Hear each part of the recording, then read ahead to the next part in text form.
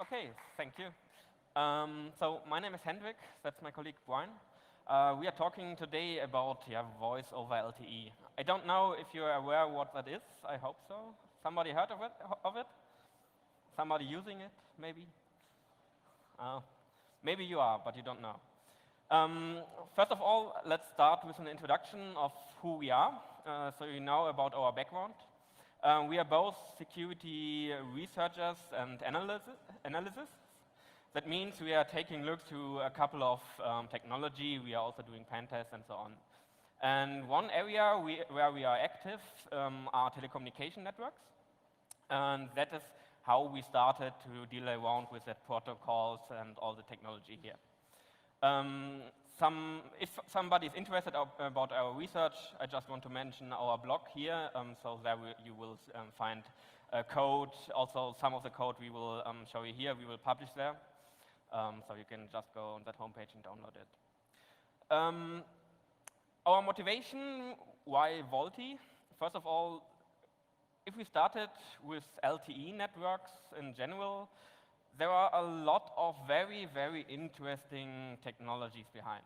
And that are all technologies nobody ever have taken a look to, because most people think it's too complicated, maybe, or it's a different world. But it isn't. Especially for 4G networks, most is based on normal IP technology. That is what we want to demonstrate today. The VoLTE stuff, for example, is just voice communication over an IP layer. So we will give you some introduction on how that will look like, an introduction to what is an IMS is. So IMS stands for IP Multimedia Subsystem. That are those systems and services at the operator, at the provider, which are serving you with that voice calls and also messaging services, later maybe also video service and so on. And we'll go a bit deeper into the technology so you understand why we are doing that stuff or how we are doing that stuff, and giving you some methodology and a kind of framework how you can attack those networks.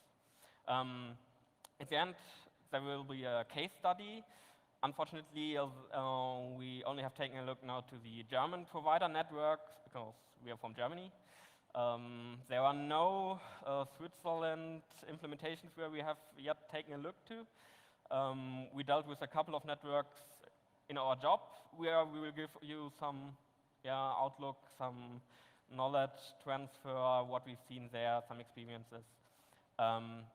If somebody is interested to take a look to the Switzerland network, maybe we can do that afterwards. Just let us know. Okay.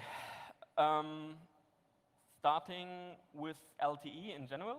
So to understand voice over LTE, here is the LTE network. So the so-called fourth generation mobile network, which is using LTE for the radio interface, is looking like that. You have one antenna called eNode B. You have a management entity, MME, that's just a server, which is all doing that control traffic stuff, managing sessions, and doing the authentication for you. So your mobile, called UE in the standards, is communicating first always with the MME, doing authentication.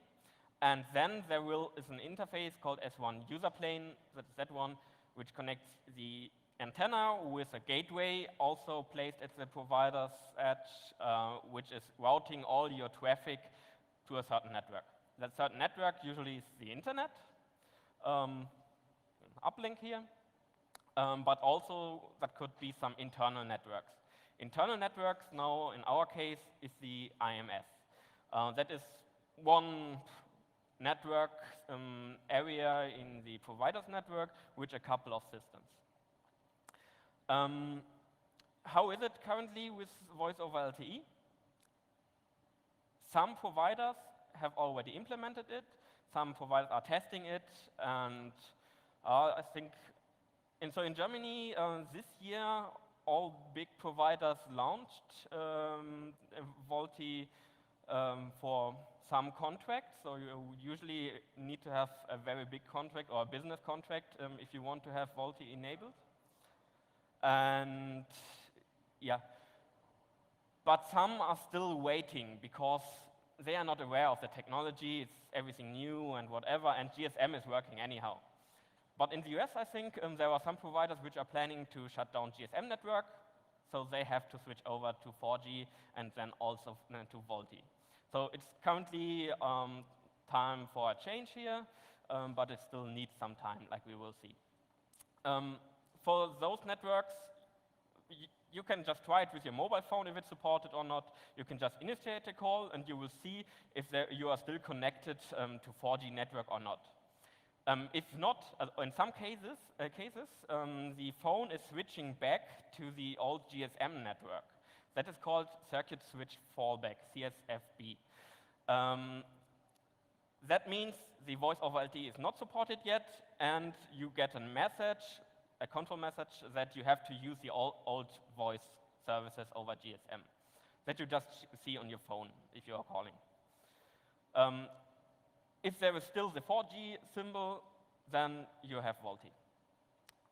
Okay, and that IMS is implementing that services. Let's take a closer look there, how that is set up.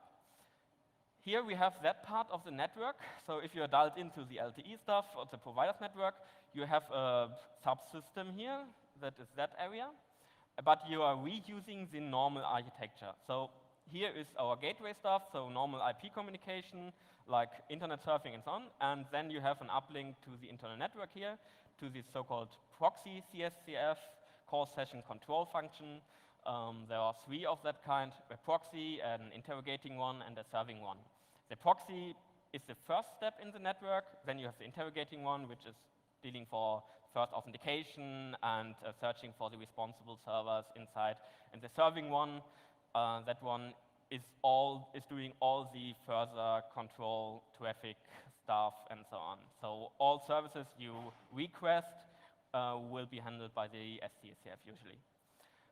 What you also need is the HSS, the home subscriber system, that is also available in normal 4G LTE networks. That's a database where the user identities and also the credentials are stored. So all the authentication material you need. That is that one. And that is interconnected, at least with those both systems. Sometimes always depends on the exact implementation and the product. So there are a lot of vendors which are selling that one. Sometimes you also have interconnections to that MME or to other systems. In practice, you also have some interconnections to billing systems. So it's more complicated like here, but that's where we first want to focus on. That's the basic architecture. But one more. Again, in practice, it's a bit more complicated. You have a session border controller, an SBC, in front of the PCSCS. Even if that is just a proxy, you have a so-called SBC, which provides security functions. That can be part of the PCSCS, again, depends on implementation. And here, all the security stuff starts. So if you use IPsec or whatever, that can terminate here. But not only for your mobile phones, also other clients can connect here. Other clients means customer networks, big enterprise customers using voice over IP, or somebody might have heard from a voice over Wi-Fi. There was also some services like that. That are all using the same system, the IMS. And they are, the IP address which is known is the SBC usually. We will take a closer look to that later. So how is that now implemented on a protocol base? There are mainly 3-4 protocols which are used to implement that services. The first one is SIP, so the Session Initiation Protocol. That is used for all that control traffic stuff. So to do the registration, to initiate a call, to send a short message, that is where SIP is used. If you want to initiate a call, you also need this so-called Session Description Protocol. There the media type, the codec, and so on is exchanged. Also the address of the application router. Application router means that that point or that router where the voice traffic itself will be routed. That is exchanged via SDP. Then you have the RTP or similar protocol like that, that is used to transfer the voice data itself. And sometimes you also have some XML embedded in the SIP, so in the body, or some XCAP, to exchange further information. Further information means some stuff like availability message, I'm here on my phone, I'm not on my phone, or some usernames, address books, that is exchanged via XML. Sounds good, right? I think an example that you understand it better, that is SIP. That is a typical SIP message, including SDP. So we have here SIP. It's a clear text protocol, similar to HTTP. So we have some headers and some content here. Then we have SDP, which is in the body, or can be in the body. That's optional, so it depends always on the message. In an invite, you need SDP here to describe the session you want to establish. And then you have some interesting or some basic headers. Here you have a command, register, for example, is available to register with the IMS. You have invite to initiate a call, you have message to send a short message, and then you have some subscribe if you want to attach the network again, if you want to say if you are still here. You have notify requests to exchange some further information like that availability messages. And you have from and to. Those are very interesting. You always have a source and a destination. Especially for a call establishment, you need to define from where the call is coming and which user you want to call. So usually this can be usernames if you are using a typical VoLTE network, custom network, or that voice over Wi-Fi. Usernames can be used. In the voice over LTE, so coming from the mobile phone, you have that MSDN number, so the typical mobile phone number will be placed here. And then you transport some further information like that SDP. The SDP itself, like you see here, it's an originator, again an IP address from where that RTP traffic should be established. And you have some validity timestamps. You have also some media types, what you want to use, which codec you want to use, and some further attributes. Also some security information will be placed here. Good. One step more. But the general idea is here again, like mentioned in the beginning, you have IP behind.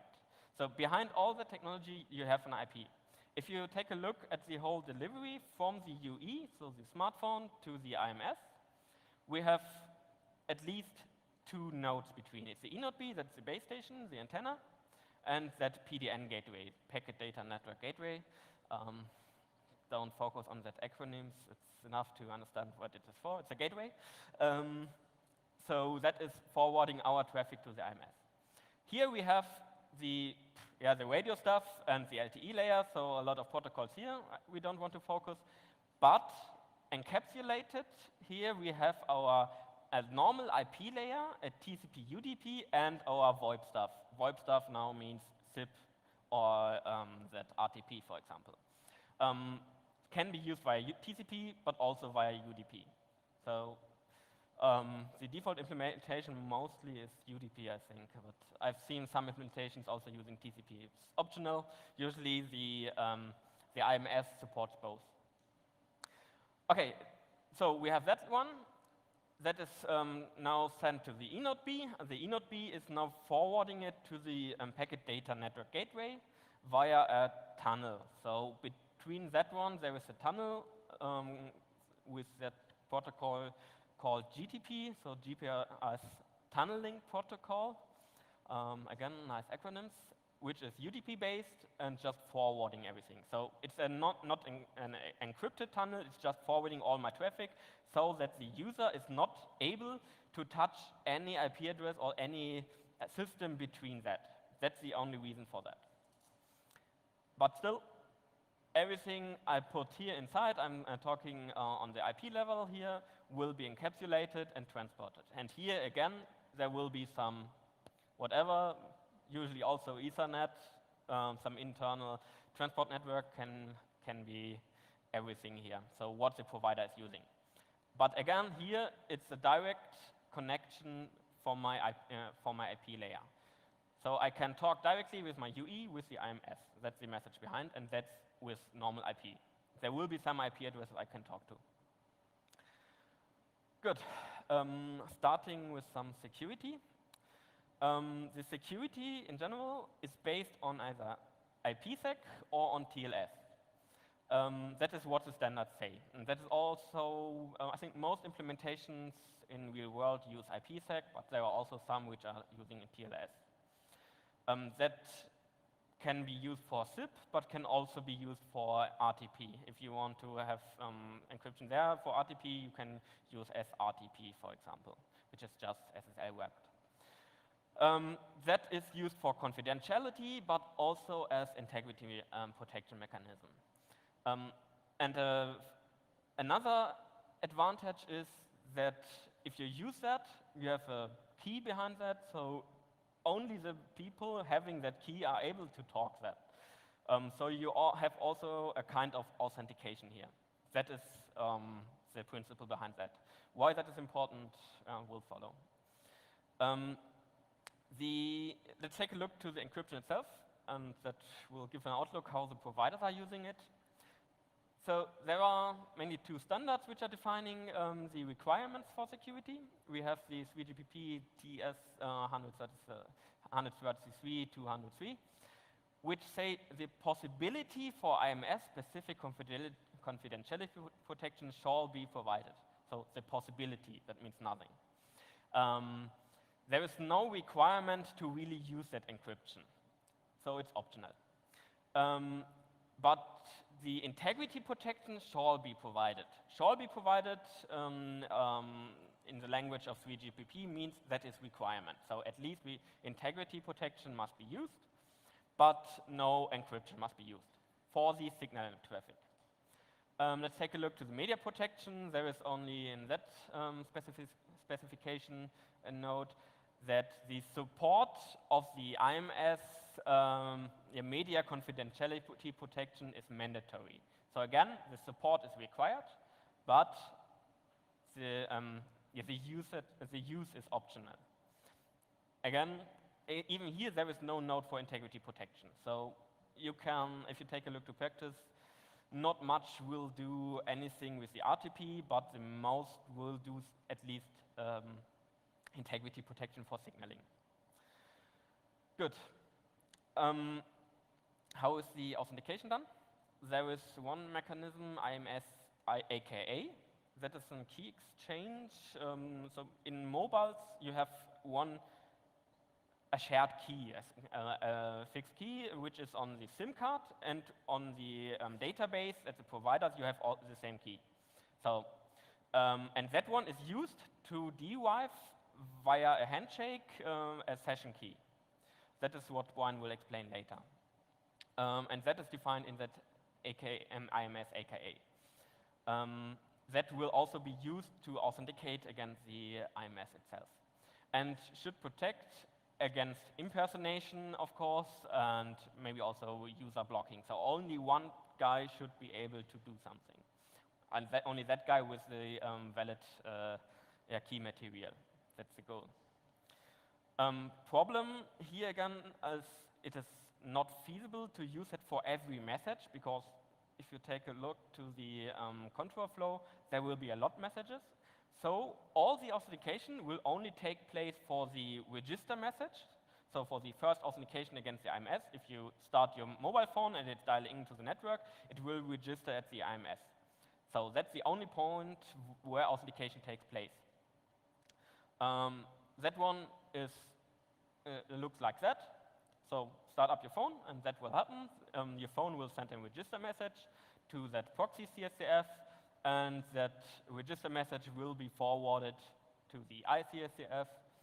And here is the calculation of that session key. So they will ask the HSS, please give me all the session key, and that session key will be sent to the serving CSCF and to the ICSCF will be distributed to the SCSF, whoever needs it.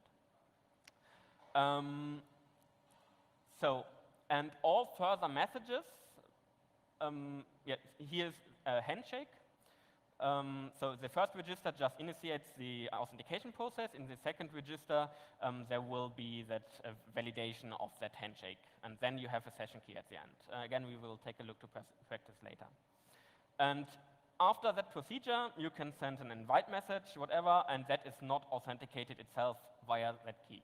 That will be encrypted via the confidentiality key.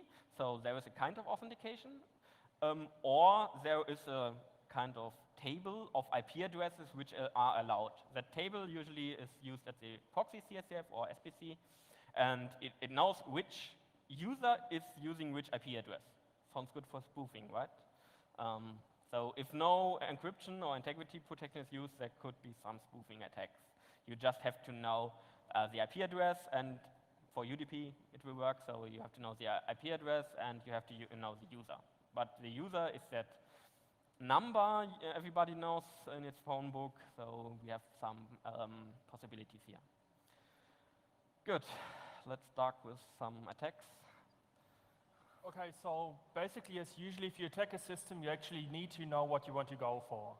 You know, there are certain assets that you want to reach, there is data that you want to extract, or some system where you want to inject something. So with cellular networks, usually the most important thing for the operator simply is money. So the operator wants to make sure, you know, that if you do a phone call, you are billed for it. If you transfer data over the network, he wants to make sure that he makes his money. So that's kind of, from the operator view, the most interesting part. And if you look at basic attacker modulation, you know, the things that you can do are the same as in most communication systems that you've got. So you can always go in, try to find certain information disclosures, try to find out with what systems you're talking. You know, maybe even if you establish a phone call, some data from the party that you're calling might actually be transferred to you. So you might find out where your communication partner is at, or maybe what kind of system he's running. And the same, of course, for backend systems. Then you've got typical injection attacks, usually aimed against the backend systems. As Hendrik already said, there is certain integrity protection, but still that's something that we want to be able to do.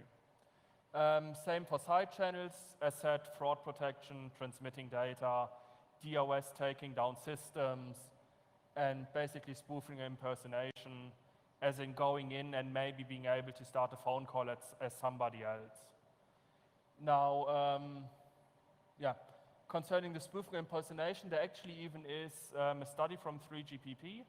So they themselves actually had a look at the topic, which is the TS33832, which might be an interesting read if you're interested in the topic. So eavesdropping, of course, is always something that every attacker wants to do. You know, you've got a data stream somewhere, you want to find out what kind of information is transferred. Problem in this situation is you've got LTE, you've got the communication over the air. So basically, the data that actually goes through there, the voice data, the phone call, is protected on different layers. So you've got protection and encryption on the air interface, you've got further protection and encryption down on the phone calls. So eavesdropping in this situation, of course, is interesting, but it's one of the rather complex and rather improbable scenarios. When you go for spoofing and impersonation, as Hendrik already said, you've got basic zip communication. So you've got a field which says from and a field that says to. So basically going in and just changing the from field actually might make a different phone number appear on the phone of the guy that you're actually calling, which is a valid attack. The fields are in here. And if input validation isn't properly done on the backend systems, then everything that you put into the request will actually reach the other side. Then you've got information disclosures. One very interesting part that we've seen here is something like if somebody calls you then often the IP address of the phone that he's calling you with, for example, is transmitted over the network. So that's yet again secret information of the caller, which the guy that is called actually shouldn't get. And then, of course, vendor names, version numbers, that's usually the same as if you do any kind of web application assessment or web server assessment. You start a phone call, you see what the server answers, and you might actually be able to find out what exact system, what vendor the operator is using, and even version information and patch levels. So if you actually want to attack an operator, you can actually extract quite a lot of information on your actual target system. And then, of course, the interesting part, the location data.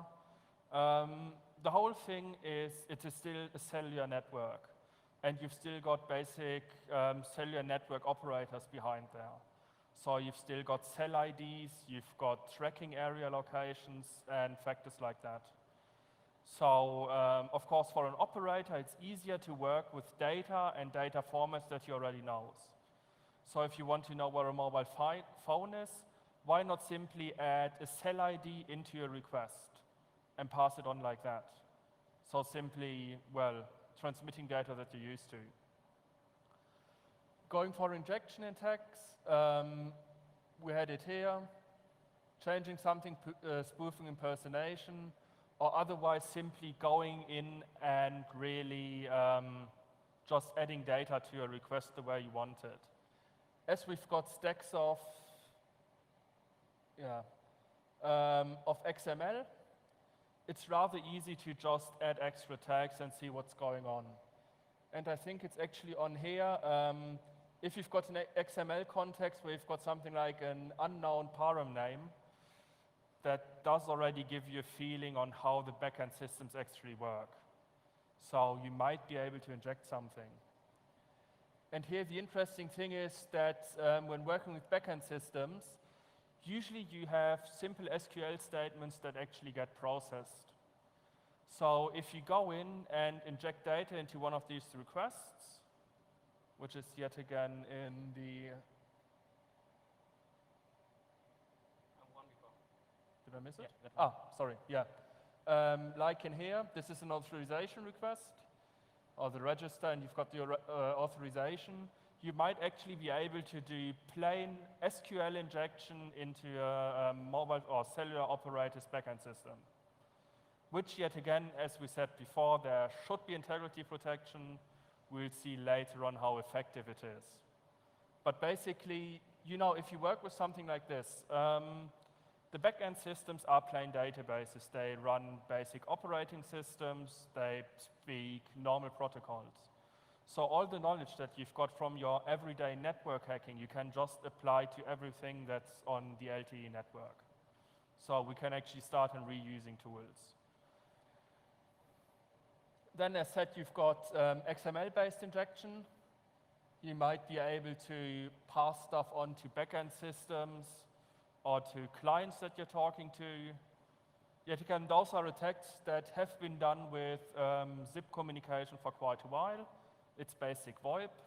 Voice over LTE is VoIP, so we can simply transfer all the attacks that we know into the cellular domain and start attacking systems. Then the interesting thing, side channel and frauds. So, you know what you usually want to do is, if you've got your contract, say you've got a data limit, you want to be able to transmit data to somebody you know for free. So you need to find some way of actually transmitting data over the network without the operator being able to account for it. And if you look at a contract that uses something like voice over LTE, the data that is used for the phone call doesn't get reducted from your data volume that you've got. So these packets have to be tagged in some way. The way it actually works on Android, if you go onto a rooted Android phone and you do use the IP command to list all interfaces, you will find interfaces RMNet0 and RMNet1. If you don't have the voice over LTE enabled, you should usually only find RMNet0, and with voice over LTE you can find RMNet1. So doing a stupid guess, everything that goes over out of this different interface maybe might not be billed. So what goes out? Basically all the zip communication. So it's XML, you can add data, so why not simply try to use XML or headers to actually extend the communication that you use? So you've got the invite. The invite request is basically the command or the packet that gets transmitted to the guy that you're calling that will make the phone ring. You know, the initial start, hey, I want to call somebody. And that this can work, usually this request is simply sent off to the back end and just copied down to the device that you want to call. As such, if you add data and the backend system doesn't have any proper input validation, it will send everything to the other client that you put in. So instead of adding a header with a little string in it, you can go in and actually try to enter complete files. You know, use something encoded base 64, transmit it, and you can be rather sure that it should be received on the other side, depending on the backend systems. And this way, of course, you can cause certain costs for an operator. You know, if instead of downloading your movie via your normal LTE connection, you transmit it via zip, just via the starting header, you know, that's for free. And then, of course, always a big problem, phone calls, basically being critical infrastructure, you've got DOS attacks. You've always got somebody who wants to be able to kill communication in some way. So normal approaches, you've got RTP communication, which transfers the actual voice data. If you're able to, well, throttle it, disturb it a little bit, then the voice won't come through properly. You can go in and send certain requests. Like, the easiest, of course, is something like a goodbye or a cancel message. You know, if you can spoof an identity, you send the packet to the back end and you kill somebody else's call. Simple approach. If you're able to do it and the backend system doesn't properly validate the source of messages, it's a completely valid and very, very easy attack. And then you've got slightly different scenarios. So Hendrik already showed you the register procedure, where basically you send in the register, a nonce is calculated in the back to be able to do the key exchange. So basically, a random value or rand value and an odd n value is used.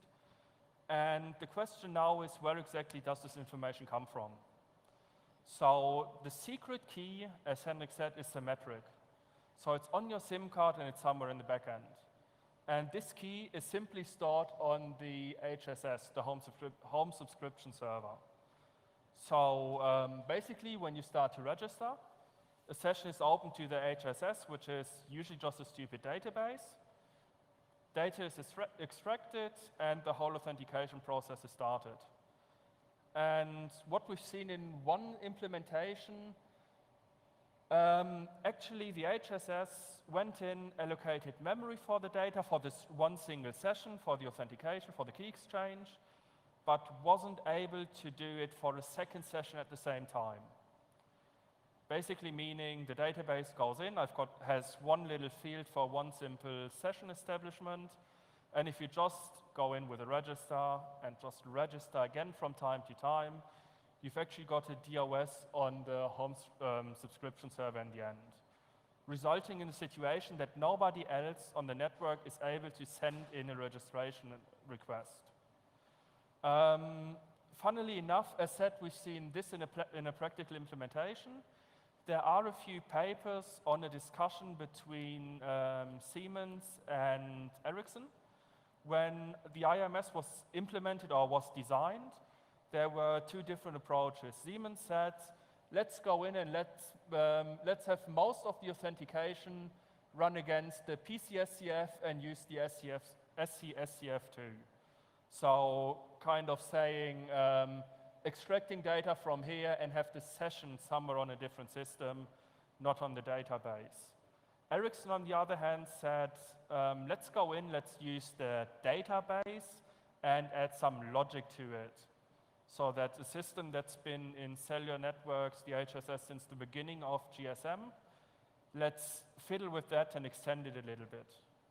So following the Siemens principle, this situation that we've had here with the DOS on the HSS shouldn't be possible. And that seems to be the way that most vendors have gone for, and that kind of made its way into the implementations. Whereas in this specific case that we had, actually the vendor stuck to going for the other implementation and making the whole system open to DOS attacks. Then we'll switch over to a few case studies. Yes, so let's take a look to our practice work. So to show you something out of the reality, we've bought 2 SIM cards, one from German Telekom and one from O2, so Telefonica.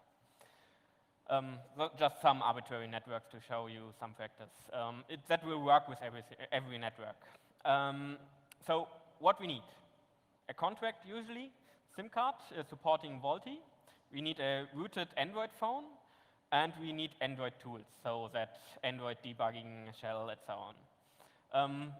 A rooted Android phone supporting VoLTE is not easy, especially we searched a couple of times when the VoLTE was supported in Germany.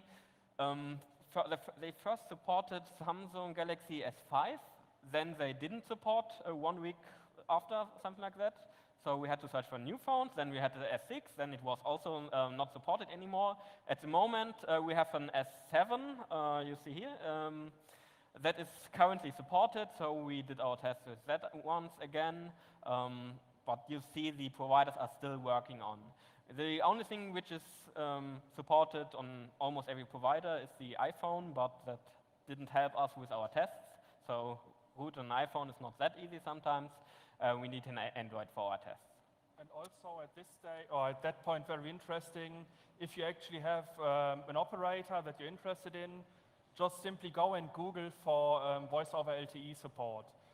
You've got it with the German operators, you will find something like 3 or 5 articles saying voice over LTE has been enrolled and activated. And these articles will appear in a distance of something like half a year. Meaning they started it, they killed it, they started it, they killed it, and they are still kind of in the middle of doing that. Yeah, and you will see why. So for our first analysis, let's start. We can just go and start our Android shell, take the command IP address, and then we have all the interfaces. You will see IMNet 0, which is our data network in this case, and our IMNet 1, which is the voice network. So it is a normal IP network, an IP interface with an IP address here, which is doing that VoIP stuff. So you'll see you can just do your normal research here. A first analysis can be simply done. Just install a TCP dump on your system,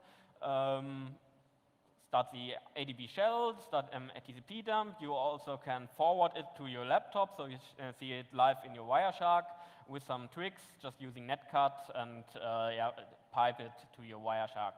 That is easily possible. So ADB forward, and then we see it live in Wireshark and can do some analysis. Who wants to do some more advanced testing, especially if it's encrypted?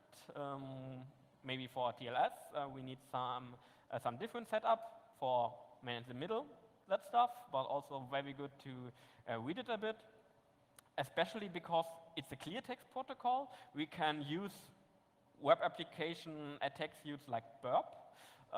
So you can pipe all the traffic via TCP run to burp, and you see it in the proxy. You can work with the repeater, intruder, inject your stuff, and do whatever you want. Here's a short script for IP tables. You have to run that on your Android phone. Yes, there is an IP tables installed. And then you are doing some nutting, forwarding it to your IP address. So that's the man-in-the-middle IP address. And from the burp, you are sending it back to the Android phone. And the Android phone is then injecting all the VoIP traffic which passed your PC to the IMNet 1 again. So that's a very nice script we can use. And the outcome is then something like that. In that case, that is now the telecom. So the German telecom, they are using no TLS, they are using IPsec. Same is for O2. Let's take a look to the Wireshark itself. That's more interesting, I think.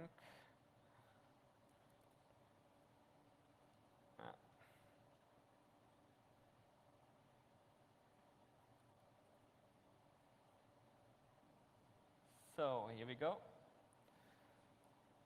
What you see. So if we prepared the talk, we talked about having a live demo here, but that's not that easy. First off, the bad signal here in the building, and second one, VoLTE is not supported by roaming, so not yet, or not from Telecom O2, I think.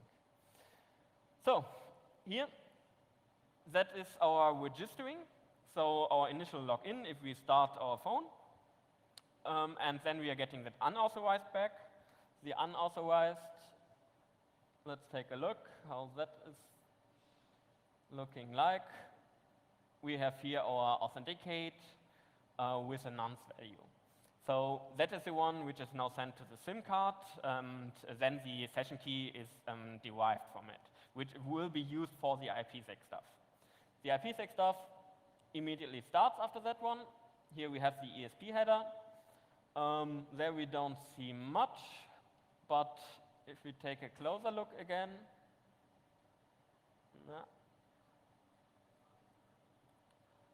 here. We see there is plain text in. That means that is only integrity protected, no encryption here. But badly readable in Wireshark, so we extracted that for you. It's looking like that. So here is our register again, and that's the second register with the response, so our IMSecure, and our AKA version 1 MD5 mechanism behind. So what else can we see? A lot of interesting stuff. We see a lot of IP addresses here. We see here a cell ID. That's interesting. That's our cell ID we are sending to the network. And yeah, much more. Here is that XML stuff again. And an interesting header here is something from Ericsson. So probably Telecom is using Ericsson. For O2, it is quite equal. I now want to take a look to the second capture. That's now an incoming call. The incoming call has some other interesting stuff like the IP address. So if I'm called, the IP address of the caller is included. That is something I don't have to know, so it's interesting again. That is stuff what you will see. For O2, it's quite equal. Where is my presentation? Great, it crashed. Let's open again. For the O2, you have even a bit more because you have some stuff like the version number of the IMS which is used.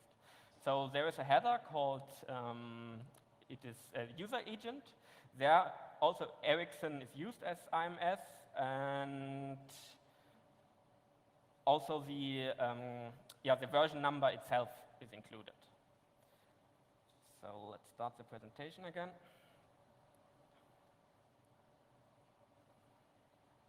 Here we go. The result of our reading analysis is here. So no encryption, integrity protection is in place. Both have some information disclosure about the IMS, and the Telecom has some information disclosure of the IP address of the caller. Interesting. And the return cell ID. For the cell ID, just some hint.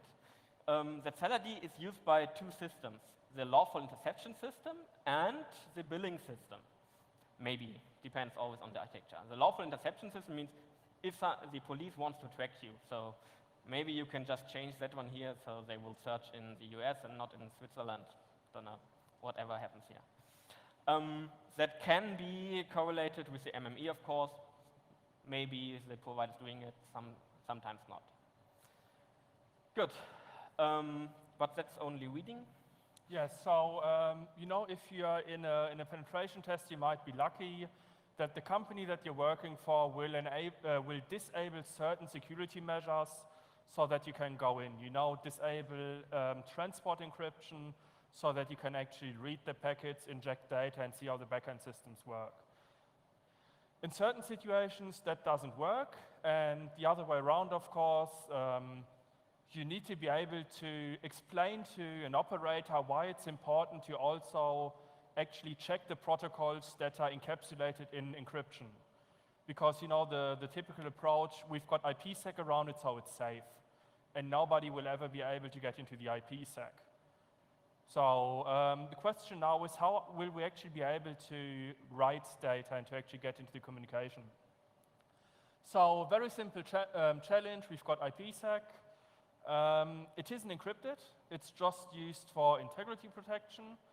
So we've got the ESP packets, which basically have a different protocol header and have a footer underneath, which just includes a signature. So every time we try to inject something, we'll break the signature. So we need the key to actually be able to do that. Finding the keys is easy. We know the keys are on the SIM card. So what can we do? You know, we know the keys have to be somewhere on the phone too, at least temporary. But the SIM cards, well, it might be easier. SIM cards are protected, but luckily we've got a few very interesting tools. We've got so-called SIM tracers. The SIM tracer, we've got one here connected to our magic iPhone S7. The SIM tracer is just a device that you put in between a SIM card and a mobile phone, and you see all the communication that goes through. So if you have a look at that, it was a little bit complicated putting it in because our adapter wasn't able to fit into the SIM card slot. So we had to take our 2-day-old phone to pieces and do a few modifications. And going from there on, you will find the APDU packets. So that's the basic smart card communication between the phone and the SIM card. We selected this packet because it kind of came at the same time as the register. Simple approach, see when the communication happens and go in. Luckily, the TS131100 actually tells us what the communication between the phone and the SIM card looks like. So we start decoding it. We've got a command class, we've got an instruction, we've got parameters. And we've got a little bit of information on bytes that we've got in there. Going in, this is the same data as we saw before. We've got the class, we've got the length of the data fields, we've got the payload. Then jumping into the payloads, we've got the rand value and an odd n. Going in, decoding that a little bit, and we've actually managed to find the request that goes from the phone to the SIM card. Comparing it to what we saw before, we've got the NOS, which is base 64 encoded. Decoded, we found the rand and we found the odd n. That was the easy part. What we want are the keys. So we go down to the next packet. It's the SIM card's response. We look in there. Yet again, the specs actually tell us what these responses look like. Going through there, we've got the byte that just says, hey, authentication worked out. And we are able to extract the encryption key and the integrity key. So these basically are exactly those keys that are used in the IPsec communication. So fiddling around with that a little bit and extracting a little bit more data from the communication, we've got HMAC MD596. We are able to break the IPsec communication from our own phone and start injecting data into packets just the way we want. And as such, we are open to actually attacking all the backend systems that are involved in the IMS process. And I think you've got -1 minute left. Yeah, so, and that is exactly the point where the provider stops to say, we are using IPsec, so we are safe against all that injection attacks, right? Another interesting point is, so we mentioned it's not only voice over LTE, there is a second implementation, voice over Wi-Fi. I will do just very quickly now. That is coming from that point, but it's exact the same technology behind. It's also using IPsec or it's using TLS. We have taken a look to one app which is available in Germany. It's from O2, it's called Message and Call. It's also available in other countries, I don't know if here. That one is not using IPsec, that is using TLS. But in a very, would say, bad way, because you just can exchange the certificates. It's your phone, it's your rooted phone. And they don't do a correct certificate pinning here. So we've been able to exchange our certificates and access the clear text traffic again. That is what I mean, or like the talk before, you have access to the APKs, you can reverse everything, you can change everything, so the provider will never be safe for such attacks. That I will now skip due to time reasons, the guy's getting nervous here. But yeah, you have access to the same technology again. What here was a bit strange, if you have taken a look, so yes, encryption, but doesn't help. Integrity, TLS, no encryption, doesn't help. Authentication is done via MD5. And MD5, what means that there is no AKA behind. That means there is a password in the app itself.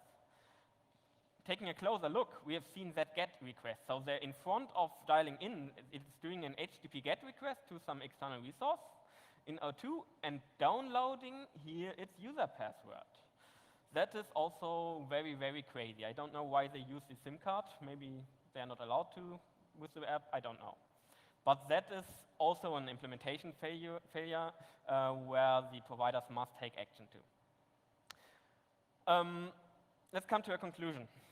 What we have seen in all the implementations we've analyzed, they are differing very, very much. So all the vulnerabilities we've shown here, everything we have seen outside, but the one provider has completely different vulnerabilities than the other ones. But that's a good point. The providers are all working on it. They are fixing it. They are talking with the vendor. And they are doing quite a good job usually, or in most times. And that is the message of the talk. The mobile itself will always be an untrusted device. There will be some guys which can use or exchange the apps, exchange the certificates, or just access the encryption material on the SIM card. So all the attacks will always be possible. The only thing a provider can do, or the vendor can do, is validate the input. Validate all requests, filter out information disclosures, only process the necessary header fields, and throw away all unnecessary fields available there. So a good parser is needed. Good. So that is what we wanted to show you. Thank you for your time. If there are questions, I think you can come to us afterwards. Yeah, thank you. Hendrik, thanks.